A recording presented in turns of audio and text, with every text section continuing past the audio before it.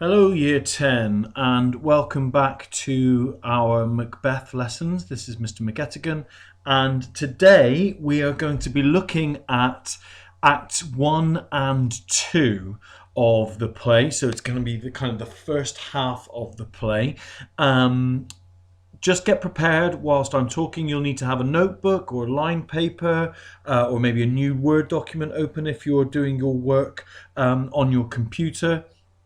You should also have the pages with you to go with this presentation opened up or with you. So if you're just watching this on YouTube, I would recommend having the PowerPoint presentation that I've attached to show my homework open as well, just so that you can flick through and you can see lots of different things. You should have a folder on your work called Macbeth English Lit.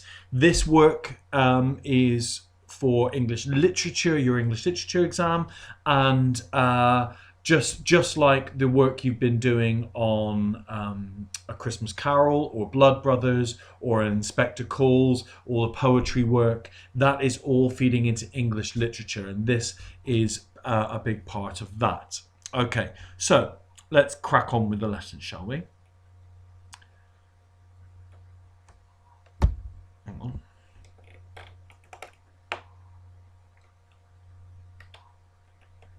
There we go. Sorry, I had a bit of technical problems there.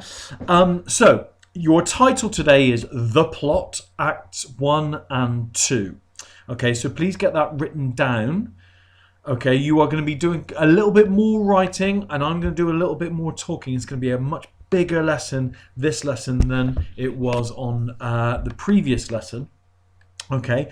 First of all, I would like to go through with you how the play and all Shakespeare plays are structured. And they're structured by ways of acts, scenes, and lines. Okay, and as you can see, it says here, when you read a Shakespeare play, you'll probably notice that it's divided into acts and scenes, not chapters and pages like the novels you've read. So, for example, those of you that have read Blood Brothers, it is in 2 acts because it's a play. But those of you that have read A Christmas Carol, for example, will have noticed that it's broken into 5 chapters, staves as it's called within the play. But it's a slightly different way of looking at the structure of the play, of breaking it up. Every Shakespearean play always has a 5-act structure. The number of scenes in each act vary, but there are always to be 5 acts with no exceptions. Okay, each scene is then broken into line numbers. This way, no matter what the version of the play you're looking at, there's a uniform way of referencing this text. And if you look here, you can see 1, 3, 39. So if I was to give that quotation, I might put next to it 1, 3, 39, which is the act 1, scene 3, line 39. As we go through studying this play, you will see these kinds of references all through the work that I'm doing and the work that other teachers will be doing as we go through the term and as we go through the play. So it's very important that you guys get used to talking about and thinking about the play in acts, scenes, and lines. Okay, we don't really like talking about pages. Turn to page 79, because there are many different print versions of the play and that confuses things. This is the uniform way of referencing the play. Okay, let's move on. You should have the title written down, The Plot, Act 1 and 2. Okay, so Act 1, Scene 1. Here's what happens. Thunder and lightning crash over a Scottish moor. I should be doing this in a Scottish accent, I suppose. Here we'll try that again. Thunder and lightning crash above a Scottish moor. 3 haggard old women, the witches, appear out of the storm. In eerie, chanting tones, they make plans to meet again upon the heath after the battle and confront Macbeth. As quickly as they arrive, they disappear.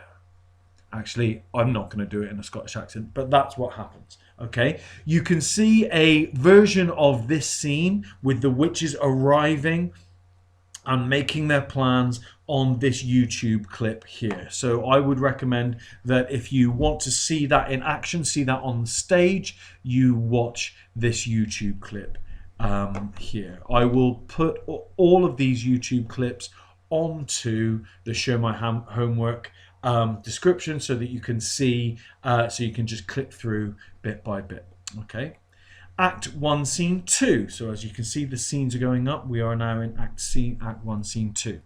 At a military camp near his palace at Forres, King Duncan of Scotland asks a wounded captain for news about the Scots' battle with the Irish invaders, who are led by the rebel MacDonald. The captain, who was wounded, helping Duncan's son Malcolm escape capture by the Irish, replies that the Scottish generals Macbeth and Banquo fought with great courage and violence. The captain then describes for Duncan how Macbeth slew the traitorous MacDonald. As the captain is carried off to have his wounds attended to, the Thane of Ross, a Scottish nobleman, enters and tells the king that the traitorous Thane of Cawdor has been defeated and the army of Norway repelled. Duncan decrees that the Thane of Cawdor should be put to death and that Macbeth, the hero of the victorious army, be given Cawdor's title. Ross leaves to deliver the news to Macbeth. Act 1, Scene 2. And again, there's a YouTube clip up here for you to watch the scene if you so wish. On the heath near the battlefield, thunder rolls and the three witches appear. One says that she has just come from killing swine, and another describes the revenge she had planned upon the sailor whose wife refused to share her chestnuts. Suddenly a drum beats, and the third witch cries that Macbeth is coming. Macbeth and Banquo, on their way to the king's court at Forres, come upon the witches and shrink in horror at the sight of the old women. Banquo asks whether they are mortal, noting that they don't seem to be inhabitants of the earth. He also wonders whether they are really women, since they seem to have beards like men. The witches hail Macbeth as Thane of Glamis, his original title, and as Thane of Cawdor. Macbeth is baffled by the second title, as he's not yet heard of King Duncan's decision. The witches also declare that Macbeth will be king one day. Stunned and intrigued, Macbeth presses the witches for more information, but they've turned their attention to Banquo, speaking in yet more riddles. They call Banquo lesser than Macbeth and greater, and not so happy, yet much happier. Then they tell him that he will never be king, but that his children will sit upon the throne. Again, we can see here some of those act, scene, and line references there. Macbeth implores the witches to explain what they meant by calling him Thane of Cawdor, but then they vanish into thin air. In disbelief, Macbeth and Banquo discuss the strange encounter. Macbeth fixates on the details of the prophecy. "Your children shall be kings," he says to his friend, to which Banquo responds, "You shall be king." Their conversation is interrupted by the arrival of Ross and Angus, who have come to convey them to the king. Ross tells Macbeth that the king has made him Thane of Cawdor, as the former Thane is to be executed for treason. Macbeth, amazed that the witch's prophecy has come true, asks Banquo if he hopes his children will be kings. Banquo replies that devils often tell half-truths in order to win us to our harm. Macbeth ignores his companions and speaks to himself, ruminating upon the possibility that he might one day be king. He wonders whether the reign will simply fall to him, or whether he will have to perform a dark deed in order to gain the crown. At last, he shakes himself from his reverie, and the group departs for Forres. As they leave, Macbeth whispers to Banquo that at a later time he would like to speak to him privately about what has transpired. So you can watch this YouTube clip to see that scene. Act 1, Scene 4. At the King's Palace, Duncan hears reports of Cawdor's execution from his son Malcolm, who says that Cawdor died nobly, confessing freely and repenting of his crimes. Macbeth and Banquo enter with Ross and Angus. Duncan thanks the two generals profusely for their heroism in the battle, and they profess their loyalty and gratitude toward Duncan. Duncan announces his intention to name Malcolm as the heir to his throne. Macbeth declares his joy, but notes to himself that Malcolm now stands between him and the crown. Plans are made for Duncan to dine at Macbeth's Castle that evening, and Macbeth goes on ahead of the royal party to inform his wife of the king's impending arrival. Next scene, Act 1, Scene 5. In Inverness, Macbeth's Castle, Lady Macbeth reads to herself a letter that she has received from Macbeth. The letter announces Macbeth's promotion to the Thainship of Cawdor and details his meeting with the witches. Lady Macbeth murmurs that she knows Macbeth is ambitious, but fears he is too full of the milk of human kindness to take the steps necessary to make himself king. She resolves to convince her husband to do whatever is required to seize the crown. A messenger enters and informs Lady Macbeth that the king rides towards the castle and that Macbeth is on his way as well. As she awaits her husband's arrival, she delivers a famous speech in which she begs, "You spirits that tend on mortal thoughts, unsex me here and fill me from the crown to the toe top full of direst cruelty." She resolves to put her natural femininity aside so that she can do the bloody deeds necessary to seize the crown. Macbeth enters, and he and his wife discuss the king's forthcoming visit. Macbeth tells his wife that Duncan plans to depart the next day, but Lady Macbeth declares that the king will never see tomorrow. She tells her husband to have patience and leave the plan to her. As you can see here, I've put this quotation here. This is quite a key quotation when we're looking at the character of Lady Macbeth. Again, there's a YouTube clip here for you to watch if you would like to see this scene played out. Act 1, Scene 6. Duncan, the Scottish lords and their attendants arrive outside Macbeth's castle. Duncan praises the castle's pleasant environment and he thanks Lady Macbeth, who has emerged to greet him for her hospitality. She replies that it is her duty to be hospitable since she and her husband owe so much to their king. Duncan then asks to be taken inside to Macbeth, who he professes to love dearly. This is Act 1, Scene 7. Inside the castle, as oboes play and servants set a table for the evening's feast, Macbeth paces by himself, pondering his idea of assassinating Duncan. He says that the deed would be easy if he could be certain that it was not set in motion a series of terrible consequences. He declares his willingness to risk eternal damnation, but realizes that even on earth, bloody actions return to plague the inventor. He then considers the reasons why he ought not to kill Duncan. Macbeth is Duncan's kinsman, subject and host. Moreover, the king is universally admired as a virtuous ruler. Macbeth notes that these circumstances offer him nothing that he can use to motivate himself. He faces the fact that there is no reason, to kill the king other than his own ambition, which he realizes is an unreliable guide. Lady Macbeth enters and tells her husband that the king has dined and that he has been asking for Macbeth. Macbeth declares that he no longer intends to kill Duncan. Lady Macbeth, outraged, calls him a coward and questions his manhood. "When you durst do it," she says, "then you were a man." He asks her He asks her what will happen if they fail. She promises that as long as they are bold, they will be successful.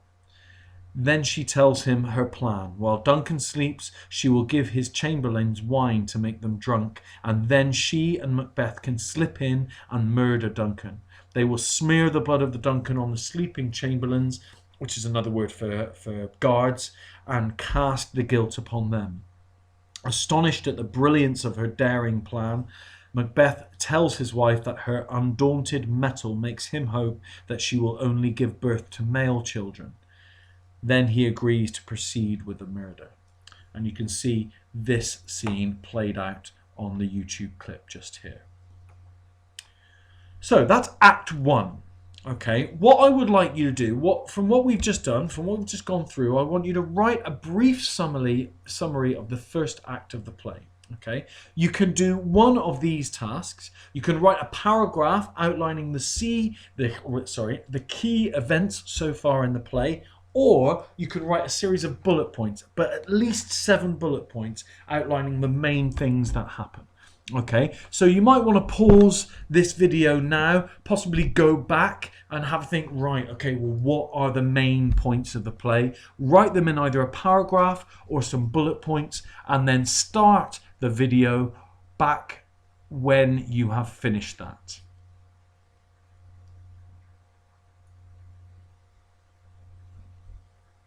Okay, so we are now going to move on to Act 2. Act 2, Scene 1. Banquo and his son Fleance walk in the torchlit hall of Macbeth's castle. Fleance says that it is after midnight, and his father responds that although he's tired, he wishes to stay awake because his sleep has lately inspired cursed thoughts. Macbeth enters, and Banquo is surprised to see him still up. Banquo says that the king is asleep and mentions that he has had a dream about the 3 weird sisters. When Banquo suggests that the witches have revealed some truth to Macbeth, Macbeth claims that he has not thought of them at all since their encounter in the woods. He and Banquo agree to discuss the witches' prophecies at a later time. Banquo and Fleance leave, and suddenly in the darkened hall Macbeth has a vision of a dagger floating in the air before him, its handle pointed towards his hand and its tip aiming him towards Duncan. Macbeth tries to grasp the weapon and fails. He wonders whether he sees what he sees is real or a dagger of the mind, a false creation proceeding from the heat-oppressed brain. Continue to gaze upon the dagger. He thinks he sees blood on the blade, then abruptly decides that the vision is just a manifestation of his unease over killing Duncan. The night around him seems thick with horror and witchcraft, but Macbeth stiffens and resolves to do his bloody work. A bell tolls, Lady Macbeth's signal that the chamberlains are asleep, and Macbeth strides towards Duncan's chamber. There is a YouTube clip here of that very famous sleep. Is this a dagger I see before me? This speech is on that YouTube clip by the actor Daniel Mays. Act 2, Scene 2. As Macbeth leaves the hall, Lady Macbeth enters, remarking on her boldness. She imagines that Macbeth is killing the king even as she speaks. Hearing Macbeth cry out, she worries that the chamberlains have awakened. She says that she cannot understand how Macbeth could fail. She had prepared the daggers for the chamberlains herself. She asserts that she would have killed the king herself then and there, had he not resembled her father as he slept. Macbeth emerges, his hands covered in blood. He says that the deed is done. Badly shaken, he remarks that he heard the chamberlains awake and say their prayers before going back to sleep. When they said Amen, he tried to say it with them, but found that the words stuck in his throat. He adds that as he killed the king, he thought he heard a voice cry out, "Sleep no more, Macbeth does murder sleep." Lady Macbeth at first tries to steady her husband, but she becomes angry when she notices that he has forgotten to leave the daggers with the sleeping chamberlains, so to frame them for Duncan's murder. He refuses to go back into the room, so she takes the daggers into the room herself, saying that she would be ashamed to be as cowardly as Macbeth. As she leaves, Macbeth hears a mysterious knocking. The portentous sound frightens him, and he asks desperately, "Will all great Neptune's ocean wash this blood clean from my hand?" As Lady Macbeth re-enters the hall, the knocking comes again, and then a third time. She leads her husband back to the bedchamber where he can wash off the blood. "A little water clears us of this deed," she tells him. "How easy it is then." You can watch this scene done by the Royal Shakespeare Company with the actor, I forget his name. absolutely. Oh, Christopher Eccleston, on this YouTube clip just here. Act 2, Scene 3. A porter stumbles through the hallway to answer the knocking, grumbling comically about the noise and mocking whoever is on the other side of the door. This is a bit of comic relief, actually, as a side note. It's a bit of comic relief from the kind of dark and serious tones of the previous scenes. This is now a porter, a drunk man, coming to answer the door. He compares himself to a porter at the gates of hell and asks, "Who's there in the name of Beelzebub?"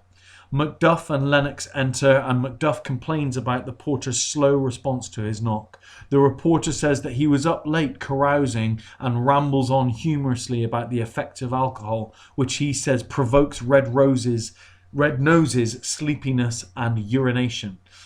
He adds that drink also provokes and unprovokes lechery.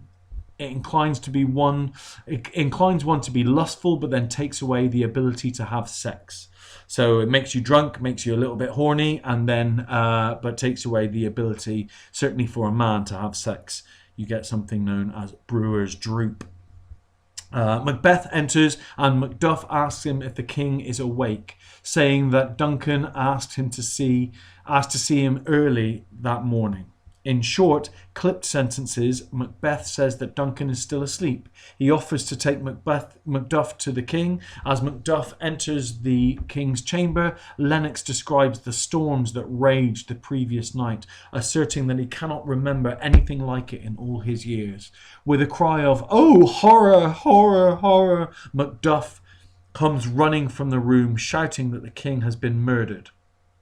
Macbeth and Lennox rush in to look, while Lady Macbeth appears and expresses her horror that such a deed could be done under her roof. General chaos ensues as the other nobles and their servants come streaming in. As Macbeth and Lennox emerge from the bedroom, Malcolm and Donalbain arrive on the scene. They are told that their father has been killed, most likely by his chamberlains, who were found with bloody daggers. Macbeth declares that in his rage he has killed the chamberlains. Macduff seems suspicious of these new deaths, which Macbeth explains by saying that his fury at Duncan's death was so powerful that he could not restrain himself. Lady Macbeth suddenly faints, and both Macduff and Banquo call for someone to attend to her. Malcolm and Donalbain whisper to each other that they are not safe, since whoever killed their father will probably try to kill them next. Lady Macbeth is taken away, while Banquo and Macbeth rally the lords to meet and discuss the murder. Duncan's sons resolve to flee the court. Malcolm declares that he will go south to England, and Donalbain will hasten to Ireland. Act 2, Scene 4. Ross, a thane, walks outside the castle with an old man. They discuss the strange and ominous happenings of the past few days. It is daytime, but dark outside. Last Tuesday, an owl killed a falcon, and Duncan's beautiful, well-trained horses behaved wildly and ate one another.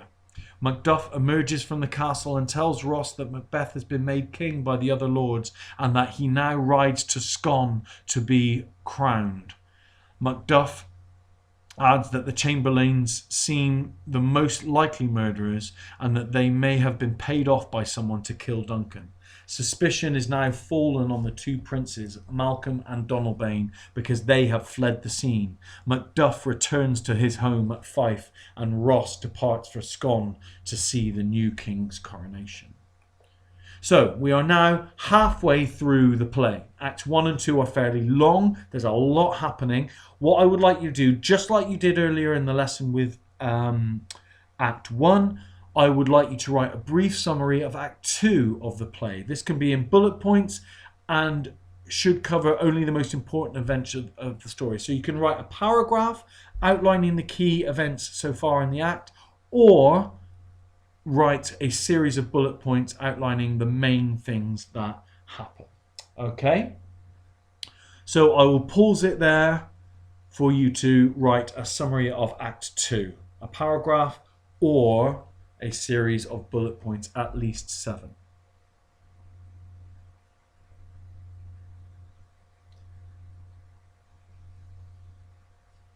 Okay. So that is this lesson almost over. We just have one last thing to do. We have a quiz for you just to test yourself on some of the main points of the 2 acts that we've looked at. Question 1. Who is travelling with Macbeth when he first encounters the 3 sisters? Is it A. Macduff, B. Lennox, C. Banquo, or D. Duncan? Question 2. What is Macbeth's Thane at the start of the play?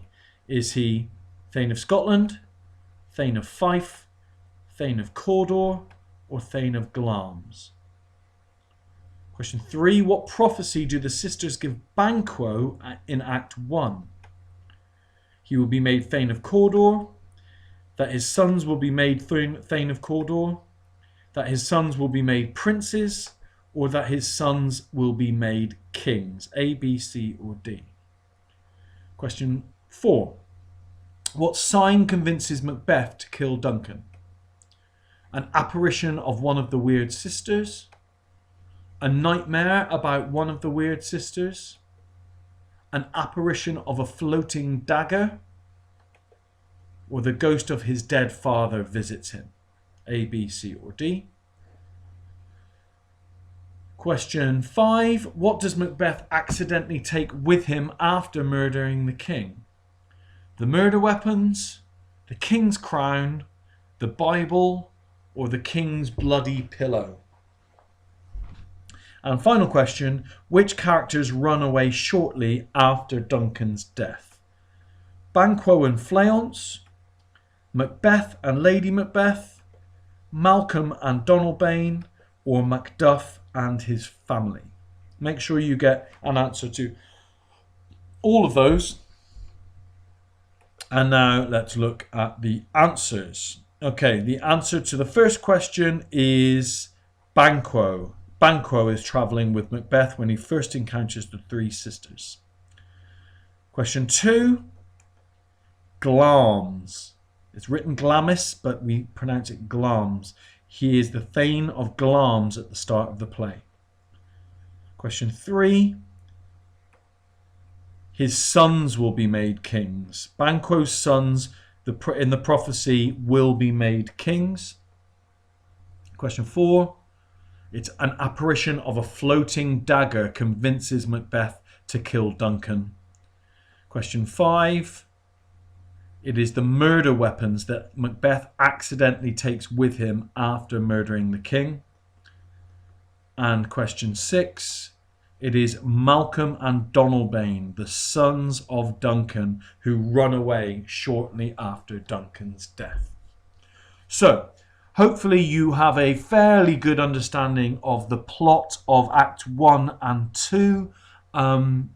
We are now a little under halfway through the play, and in our next lesson I will be going through with you Acts 3, 4 and 5.